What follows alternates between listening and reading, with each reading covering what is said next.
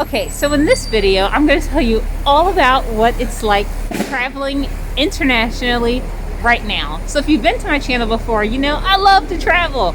So I recently went to the US and came back to France. So I'm going to tell you what it's like in both directions. And actually, both directions were really different. Going to the US was totally different than coming back to France. And in each direction, I had to take 2 flights on 2 different airlines. So I'll tell you about what that is like. There's a lot. It was stressful, but I made it. Now, you might be wondering why I'm actually having some trouble with that bike, but okay. You might be wondering why I'm allowed to travel, because travel is sort of not really freely allowed right now. Well, tourism is not allowed, but here's the thing. I'm an American, so I am allowed to travel back to my home country. Also, I am a legal resident of France, so I'm allowed to return to France. So that's my category. But there are other exceptions of people who are allowed to travel right now to and from France. So, of course, if you're like me, if your nationality is French, you can travel to France if you're a US resident. The other category is if you have a spouse that is French or American, you can travel between the 2 countries. Also, if your parent is French, you can travel to France. And also, you know, some celebrities have been traveling to France even though they're American. That's because they're not traveling as tourists. So there are some business exceptions. This mask is like riding up into my eyes. It is it's kind of brutal. Have you guys figured out great mask routines? He's trying to get a bike. Sometimes they work, sometimes they don't. I'm trying to get out of his way. So that's what's going on here in France. But so let's now talk about what it was actually like to travel on those flights. So I'm gonna put video or photos in where I can. Some of the time while I was traveling, I was actually too stressed to take pictures or to get videos of things, but I'm definitely gonna add it in where possible. So when I left France for the first time, I was actually stunned by how crowded the airport was. Charles de Gaulle was so busy. Now, when I left, it was actually August. So I was in the US for 2 months. So I left in August and I returned the end of September. So here you can see Charles de Gaulle busy. I don't know where all these people were going, how everyone was allowed to travel, but they were. So by the time I got to the gate, it actually wasn't that bad. I was able to sit, I was able to social distance and be kind of far away. And once I got on the plane, it was amazing. This international flight was great. So I flew on Delta. There was so much space, not many people on the plane at all. And when you get on the plane, they give you like this little sanitation pack, which has like hand sanitizer in it, things like that. It was really great. So the flight itself, the international flight, leaving France to the US was not bad. My flight was going into Detroit. I'm gonna move away. There's some strange sound near me. So the flight going to Detroit was amazing. So one thing that I really enjoyed about this flight, in addition to the space, I had 3 rows to myself because there was just not many people around. It was hard. So I was wearing an N95 mask for most of my trip. So breathing was, of course, a challenge on this flight.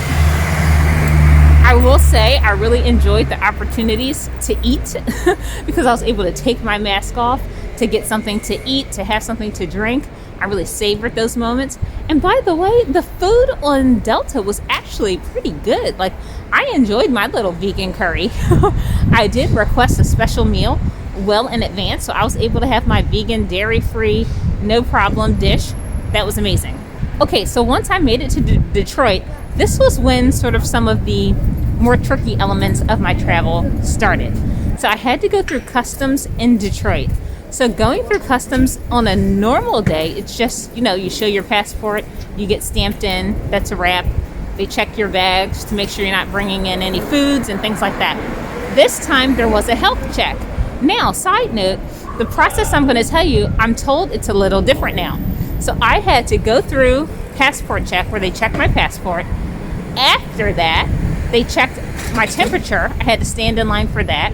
I'm told they're not doing temperature checks anymore, which I find kind of weird. I mean, look, I don't know. But I'm told they're not doing temperature checks anymore. If you have traveled, let me know. When you came to the US, did they check your temperature? Did you have to go through that? I did. So I went through a temperature check. After the temperature check, I had to get my passport checked again. Then I was allowed to proceed. After that, they checked my bags and everything to see if I was carrying any food that wasn't allowed, like fresh foods. I did have food with me. The dog stopped me. So, it's funny coming into the US. Usually, I would imagine that they're looking for drugs. When I come into the US, they're looking for food. They have food sniffing dogs. And the dog definitely sniffed me out. I was not trying to hide anything, though. I marked that I had food. But yes, I got stopped, but it wasn't a problem. In Detroit, after the going through customs, I sat down. I was able to find a nice socially distanced spot to sit and eat my own food that I'd brought. So I did that. And that was nice. So I waited until the second leg of the flight. That second leg was totally different than the first one. So, the international flight from Paris to Detroit was really chill. The next leg, where I went from Detroit to Denver, that flight was packed. So on Delta right now, they are leaving the middle seats empty. But aside from the middle seat, which was empty on every row, every single seat was taken. So that was kind of stressful. Again, everyone did have to wear a mask on the flight. I was still in my N95, so I couldn't breathe. But it was okay. Made it. Okay, so all in all, my trip from Paris into Denver, which was my final destination, it took almost 24 hours. It was a long day. It was exhausting, but I made it. It was stressful more than anything, but it went well. So when we arrived, I was told that they recommend a 2-week quarantine, but it was not mandatory. I decided to do a 2-week quarantine. So did that. It was actually kind of fun. I quarantined in some fun locations just so that it wasn't miserable. But now let's talk about the flight back to the US, because honestly, that was kind of brutal. Like, it was just sort of brutal with respect to, well, on two fronts. It was arranging things. So as I mentioned, as I went to the US, I was on Delta. When I went to France, I was on Air France. This was totally a different experience. So, first things first, I had to get a negative COVID test within 72 hours of the second leg, which goes to France. That was really tricky because, I don't know how long it takes where you are, but in the Colorado area where I was, it was taking, at least 72 hours more at a lot of places to get results. People were not saying they could guarantee results in less than 72 hours. So, it took a lot of work, but I managed to get a negative COVID test within 72 hours. That was half of the battle of just trying to get back to France, getting that test. So I got that test, but the Air France flight going from Denver, well, okay, let's back it up. The first leg was from Denver to Detroit. That flight was full, but I kind of expected that since my other flight between Denver and Detroit was pretty full. But the international leg, which went from Detroit to Paris, that flight was full. The middle seats weren't taken, but other than that, that flight was packed. Also, Air France, unlike Delta, they did not give us a little sanitation pack as we boarded. And also, shocker, although maybe it shouldn't be shocking, the food on that flight was actually terrible. I've been hoping to get that Delta meal again. Like, I wish they sold it online. Like, that should be sold at Picard. I would buy it, I'd eat it, I'd love it. I don't care if it's frozen. It tasted really good. I'm all about it. The meal on the Air France flight was so bland and ridiculous. Okay, but whatever. I made it back into Paris. Let's talk about what it was like going through customs. So, going through customs can generally take a long time when I'm returning to Paris. This was not an exception.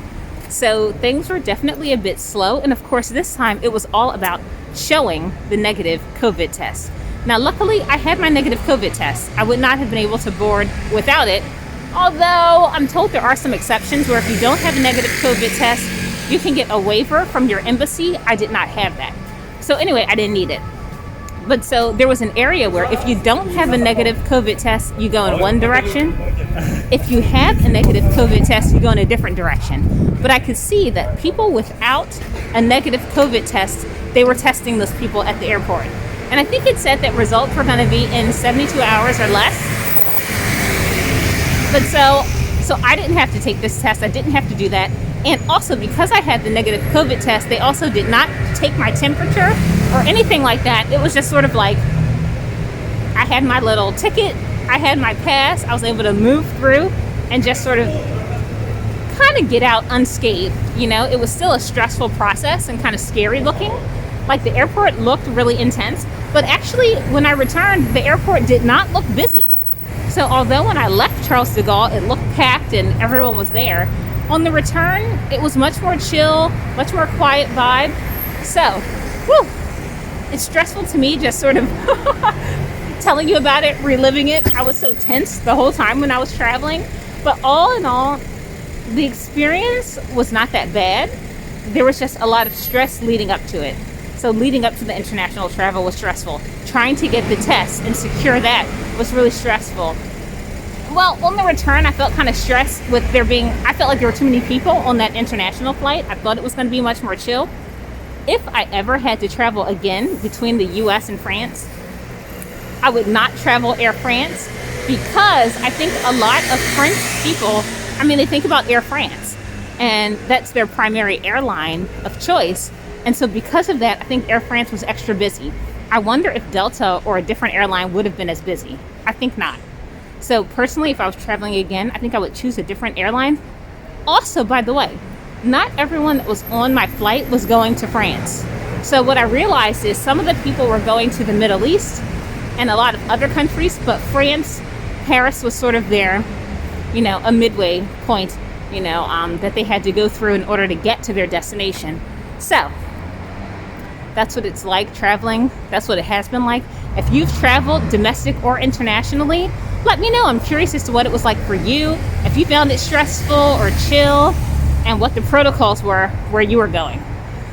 So that's it for now. I need to get home because actually we're about to go into another confinement here in France. So that should be interesting. And I'm enjoying my time outside right now.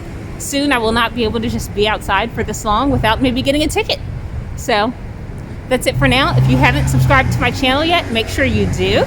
I don't know, though, what's coming up next exactly because I'm about to be confined. So there's that. But anyway, I'll see you next time.